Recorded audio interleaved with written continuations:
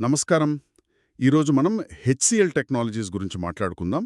వాళ్ళ రెండో త్రైమాసిక ఆర్థిక ఫలితాల కాల్ జరిగింది కదా. అవును. Q2 FY26 ఫలితాలు వచ్చాయి. ఆ కాల్ ట్రాన్స్క్రిప్ట్ ఆధారంగా అసలు ఏం జరిగిందో, వాళ్ళేం చెప్పారో కొంచెం లోతుగా పరిశీలిద్దాం. మంచి ఆలోచన. ఆ ట్రాన్స్క్రిప్ట్లో చాలా వివరాలున్నాయి. ముఖ్యంగా మనం దేని మీద దృష్టి పెడదామంటే, హెచ్సిఎల్ టెక్ పనితీరు ఎలా ఉంది, వాళ్ళ వ్యూహం, ముఖ్యంగా ఈ ఏఐ ఆర్టిఫిషియల్ ఇంటెలిజెన్స్ విషయంలో వాళ్ళ ప్రణాళికలేంటి, భవిష్యత్తు ఎలా ఉండబోతోంది, ఇవన్నీ వాళ్ల మాటల్లోనే విందాం. సరే. ఎందుకంటే పైపైన చూస్తే ఈ క్వార్టర్ వాళ్లకు చాలా బలంగా ఉన్నట్టు కనిపిస్తోంది. మంచి వృద్ధి, మార్జిన్లు పెరిగాయంటున్నారు, కొత్త డీల్స్ కూడా బాగా వచ్చాయట. అవును. బుకింగ్స్ విషయంలో ఒక ఆసక్తికరమైన పాయింట్ చెప్పారు. అదే కదా, ఎలాంటి పెద్ద మెగా డీల్స్ లేకపోయినా 2.6 బిలియన్ల కొత్త బుకింగ్స్, ఇది మామూలు విషయం కాదు. నిజమే. ఇంకా ఏఐ ద్వారా $100 మిలియన్ ఆదాయం అంటున్నారు. 100 మిలియన్లు కేవలం అడ్వాన్స్డ్ ఏఐతోనా? దీని గురించే మనం వివరంగా మాట్లాడుకోవాలి. సరే, ముందుగా ఆ నంబర్స్ సంగతేంటి? ఆర్థిక లెక్కలు.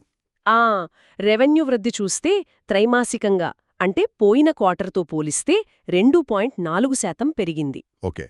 అలాగే పోయిన ఏడాదితో పోలిస్తే 4.6% పెరిగింది. ఇది కాన్స్టెంట్ కరెన్సీలో లెక్క. అంటే కరెన్సీ మార్పుల ప్రభావాన్ని తీసేసి అన్నమాట. సర్వీసెస్ ఆదాయం ఎలా ఉంది? సర్వీసెస్ కూడా బాగుంది. త్రైమాసికంగా 2.5%, వార్షికంగా 5.5% వృద్ధి చెందింది. ముఖ్యంగా ఆపరేటింగ్ మార్జిన్లు. అవును, మార్జిన్లో అవి 17.5%కి చేరాయట కదా. పోయిన త్రైమాసికం కన్నా 116 బేసిస్ పాయింట్లు ఎక్కువ. అవును, అంటే సుమారుగా 1.16% పెరుగుదల. ఇది చాలా ముఖ్యం, ఎందుకంటే వాళ్ళు గత త్రైమాసికంలో చెప్పినట్టుగానే మార్జిన్లను తిరిగి పెంచగలిగారు. ఆ ప్లాన్ వర్కౌట్ అయిందన్నమాట. అవుననే చెప్పాలి. ఇంకో విషయం, మీరిందాక అన్నట్టు ఆ 2.6 బిలియన్ల బుకింగ్స్ మెగా డీల్స్ మీద ఆధారపడకుండా ఇంత సాధించడమంటే అంటే వాళ్ల బేస్ బిజినెస్ చాలా స్ట్రాంగ్గా ఉందని చెప్పొచ్చా? ఖచ్చితంగా. వివిధ క్లయింట్ల నుంచి చిన్న చిన్న డీల్స్ కూడా బాగా వస్తున్నాయని అర్థం. ఇది కంపెనీ ఆరోగ్యానికి మంచి సూచన. రిస్క్ తగ్గుతుంది. నిజమే. సాఫ్ట్వేర్ విభాగంలో కూడా ఏదో మార్పొచ్చిందంటున్నారు. అక్కడ వాళ్ల వ్యూహం స్పష్టంగా కనిపిస్తోంది. సబ్స్క్రిప్షన్ ఆదాయం పెరుగుతోంది. అంటే నెలనెలా లేదా ఏటా చెల్లించే మోడల్ అన్నమాట. ఓకే. అదే సమయంలో ఒకేసారి లైసెన్స్ అమ్మే పద్ధతి, పర్పెచువల్ లైసెన్స్, దాని ద్వారా వచ్చే ఆదాయం తగ్గుతోంది. ఇది వాళ్ళు అనుకున్నదే. అంటే క్లయింట్స్ కూడా లాంగ్ టర్మ్ రిలేషన్షిప్ కోరుకుంటున్నారా? అవును. అది కంపెనీకి కూడా స్థిరమైన ఆదాయాన్ని ఇస్తుంది. దీనికి తోడు వాళ్ల ఫ్రీ క్యాష్ ఫ్లో, అంటే అన్ని ఖర్చులు పోగా మిగిలిన డబ్బు, గత 12 నెలల్లో 2.48 బిలియన్లు ఉండట. అబ్బా, అది చాలా పెద్ద మొత్తం. చాలా ఆరోగ్యకరమైన సంకేతం. అందుకే కదా ఒక్కో షేరుకు ₹12 డివిడెండ్ కూడా ప్రకటించారు. అంటే ఫైనాన్షియల్గా అయితే పరిస్థితి చాలా బావుంది. మరి ఈ గ్రోత్ ఎక్కడెక్కడ కనిపిస్తోంది? ఏ రంగాల్లో, ఏ ప్రాంతాల్లో? ముఖ్యంగా BFSI అంటే బ్యాంకింగ్, ఫైనాన్స్, ఇన్సూరెన్స్, అక్కడ వృద్ధి బావుంది. అలాగే టెక్నాలజీ, టెలికాం రంగాలు కూడా. రిటైల్ సంగతేంటి? రిటైల్, CPG రంగం కూడా కొంచెం పుంజుకుంటున్నట్టు సంకేతాలున్నాయని యాజమాన్యం చెప్పింది. భౌగోళికంగా చూస్తే Europe, rest of the world మార్కెట్లు బాగా పెరిగాయి. అమెరికా కన్నా ఎక్కువ ఈ త్రైమాసికంలో. అవును. ఇంకా పెద్ద క్లయింట్లు అంటే 100 మిలియన్, 50 మిలియన్ కేటగిరీల్లో కొత్త క్లయింట్లు కూడా చేరాలట. అది మంచి విషయమే. సరే, ఇప్పుడు ఆ హాట్ టాపిక్ వద్దాం, ఏఐ. ఇందాక అనుకున్నాం కదా 100 మిలియన్ల ఆదాయం, అది కేవలం అడ్వాన్స్డ్ ఏఐతో. అసలు ఏంటిది అడ్వాన్స్డ్ ఏఐ? మామూలు ఏఐ కాదా? మంచి ప్రశ్న అడిగారు. వాళ్లు దీన్ని చాలా స్పష్టంగా చెప్పారు. ఈ అడ్వాన్స్డ్ ఏఐలో వాళ్లు ఏజెంటిక్ ఏఐ అంటే మనుషుల ప్రమేయం లేకుండా పనులు చేసే ఏఐ వ్యవస్థలు, ఫిజికల్ ఏఐ, రోబోటిక్స్ లాంటివి, ఏఐ ఇంజనీరింగ్, ఏఐ ఫ్యాక్టరీలు, వీటిని కలుపుతున్నారు. అంటే మనం రోజూ వినే జనరేటివ్ ఏఐ, డేటా అనాలిటిక్స్ లాంటివి ఇందులో లేవా? లేవట. Classical AI, data analytics, GenAI వాడి చేసే పనుల ద్వారా వచ్చే ఆదాయాన్ని ఈ 100 మిలియన్లలో కలపలేదు అన్నారు. అందుకే ఇది కేవలం కొత్త తరం ఏఐ సేవల ఆదాయమన్నమాట. ఓహో, అందుకే వాళ్ళు అంత కాన్ఫిడెంట్గా మేము ఏఐ మానిటైజేషన్ దశలోకొచ్చామని చెబుతున్నారా? ఖచ్చితంగా. ఇక ప్రయోగాలు కాదు, డబ్బు సంపాదిస్తున్నామని. టైమ్ మ్యాగజిన్ కూడా వాళ్లను గుర్తించింది కదా రెండోసారి. అవును, వరల్డ్స్ బెస్ట్ కంపెనీస్లో ఇండియా టెక్ కంపెనీస్లో టాప్ అన్నారు. ఇంతకీ ఈ స్థాయికి రావటానికి వాళ్ల ఏఐ వ్యూహం ఏంటి? ఎలా చేస్తున్నారిదంతా? వాళ్లదొక 4 అంచెల వ్యూహముంది ఏఐ విషయంలో. 4 అంచెల? ఏంటవి? ఒకటి, వాళ్ళ సేవలను ప్రోయాక్టివ్గా మార్చుకోవడం. అంటే భవిష్యత్తుకు తగ్గట్టుగా ఏఐ వల్ల ప్రస్తుత బిజినెస్కి దెబ్బ తగిలినా పర్లేదు, ముందుకెళ్ళాలి అని. రిస్క్ అయినా తీసుకుంటున్నారన్నమాట. అవును. రెండోది, వాళ్ళ సొంత టెక్నాలజీ అంటే ఐపి దానిమీద పెట్టుబడి పెట్టడం. అందరూ వాడే మోడల్స్నే కాకుండా వాటిని క్లయింట్స్కి తగ్గట్టు మార్చడానికి, సెక్యూర్గా వాడటానికి సొంత టూల్స్, ప్లాట్ఫామ్స్ తయారుచేస్తున్నారు. ఏఐ ఫోర్స్ అనేది ఒక ఉదాహరణ. మూడోది, కొత్త ఏఐ సేవలు మొదలుపెట్టడం. ఏఐ ఇంజనీరింగ్ అంటే చిప్ డిజైన్, టెస్టింగ్ లాంటివి.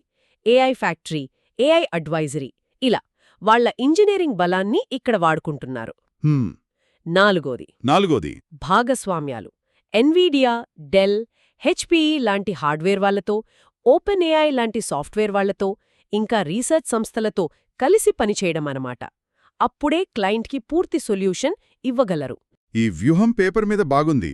మరి ఆచరణలో ఏమైనా ఉదాహరణలున్నాయా? చాలా చెప్పారు.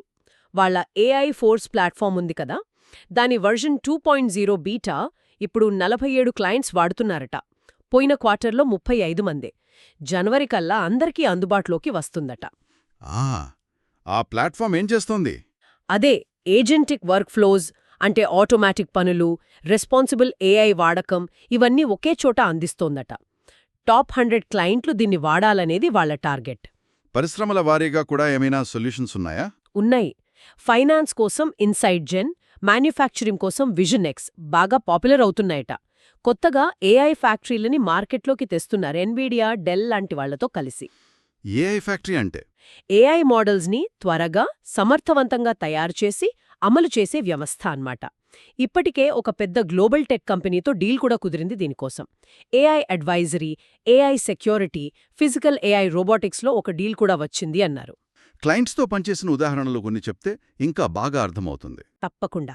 ఒక పెద్ద యూరోపియన్ రీటైలర్కి వాళ్ల ఆర్డర్ మేనేజ్మెంట్ని హెచ్సిఎల్ వాళ్ల ఏఐ ఫోర్స్ వాడి ఆధునీకరిస్తున్నారట. దీనివల్ల డెవలపర్ల ప్రొడక్టివిటీ 30–40% పెరుగుతుందట. 30–40%? అది చాలా ఎక్కువ. అవును. అలాగే ఒక ఏరోస్పేస్ కంపెనీకి ఫిజికల్ ఏఐ వాడి కాంటూర్ స్కానింగ్ సాఫ్ట్వేర్ తయారు చేస్తున్నారు. ఒక అమెరికన్ మ్యానుఫ్యాక్చరింగ్ కంపెనీకి ఏఐ గవర్నెన్స్ ఫ్రేమ్వర్క్ డిజైన్ చేస్తున్నారు. ఇంకో పెద్ద టెలికాం కంపెనీకి ఎన్వీడియాతో కలిసి ఏకంగా ఒక ఏఐ ల్యాబ్నే సెట్ చేస్తున్నారు. అంటే ఏఐని నిజంగా బిజినెస్ ప్రాబ్లమ్ సాల్వ్ చేయడానికి వాడుతున్నారన్నమాట. మరి దీని ప్రభావం డీల్స్ మీద, ముఖ్యంగా రెన్యువల్స్ మీద ఎలా ఉంది?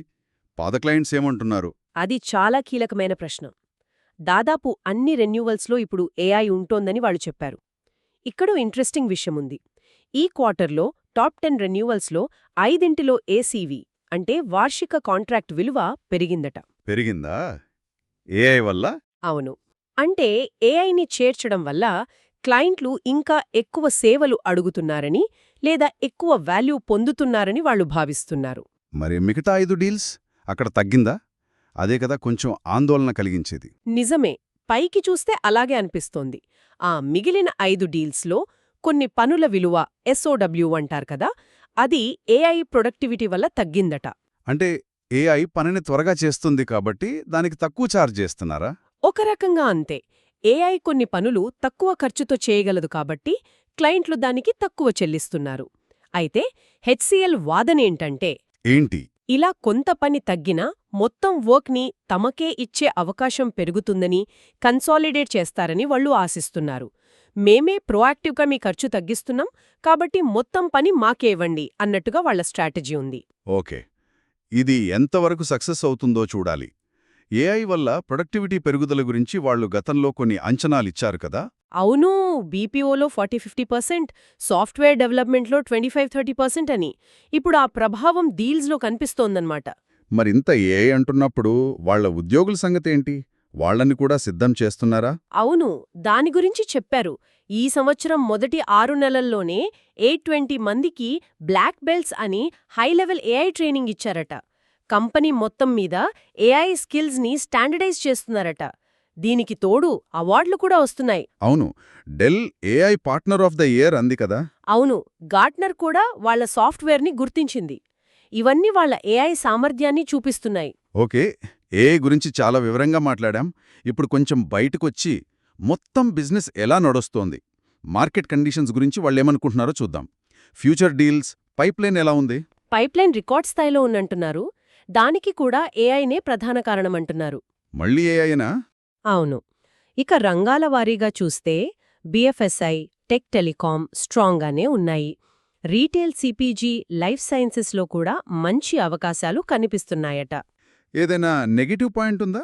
ఉంది. ఆటోమొబైల్ రంగం కొంచెం స్లో అవ్వడం వల్ల మ్యానుఫ్యాక్చరింగ్ మీద కొంత ప్రభావం పడుతుందని ఒప్పుకున్నారు. ఇంకో ముఖ్యమైన విషయం H1B వీసాలు. దాని ప్రభావం ఎలా ఉంది? దాని గురించి అడిగితే తాము వీసాలపై ఆధారపడటం చాలా తగ్గించామని, ఇప్పుడు ఏడాదికి కొన్ని వందల వీసాలే అవసరమని చెప్పారట. అలాగా? మరి ఎలా మేనేజ్ చేస్తున్నారు? ఎక్కువగా లోకల్ హైరింగ్, అంటే ఆయా దేశాల్లోనే ఉద్యోగులను తీసుకోవడం, ఇంకా గ్లోబల్ డెలివరీ మోడల్ని బలోపేతం చేయడంపై ఫోకస్ పెట్టామన్నారు. ఫోర్బ్స్ కూడా వాళ్ళని అమెరికాలో బెస్ట్ ఎంప్లాయర్ ఫర్ న్యూ గ్రాడ్యుయేట్స్గా గుర్తించింది. స్థానికంగా నియమించుకోవడం మంచిదే, కానీ ఖర్చు పెరుగుతుంది కదా. మార్జిన్లపై ప్రభావం ఉండదా? ఖచ్చితంగా ఉంటుంది. అది వాళ్లు కూడా ఒప్పుకున్నారు. లోకల్ హైరింగ్ వల్ల, ట్రైనింగ్ వల్ల ఖర్చులు పెరుగుతాయి.